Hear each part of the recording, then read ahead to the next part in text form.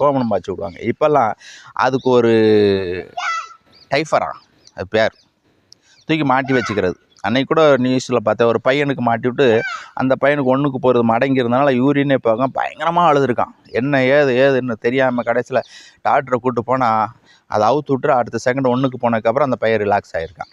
இதெல்லாம் நம்ம போகிறோம், ஐயோ குழந்த உச்சா போனால் என்ன, உச்சா போனால் என்னங்க, குழந்த தானே, அதுக்கு தானே பெற்று எடுக்கிறோம். அதையும் நீங்கள் என்ன பண்ணணும், அவாய்ட் பண்ணணும். டைஃபரே போடக்கூடாது குழந்தைகளுக்கு. அது என்ன ஆகும் அப்படின்னாச்சுன்னா, ஆசனவாய் யூரின் போகிற இது வழியாக வைரஸ் தொற்றாகும். நீங்கள் சொல்லுவான், விளம்பரப்படுத்துகிறேன், டாக்டரே சொல்லுவேன், இதனால் ஒன்றும் இல்லை, உள்ளே போனது அதில் தானே நிற்கும், உள்ளே போனது யூரின் போனது அதில் தான் நிற்கும். மணிக்கணக்காக இருக்கும்போது என்ன ஆகும், நீங்களே ஒரு யூரினை பிடிச்சி வச்சுட்டு 1 மணி நேரம் கழிச்சு கொண்டு மோந்து பார்க்க முடியுமா?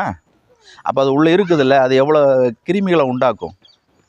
அதை நீங்கள் அவாய்ட் பண்ணணும். சுத்தம் பாருங்கள்.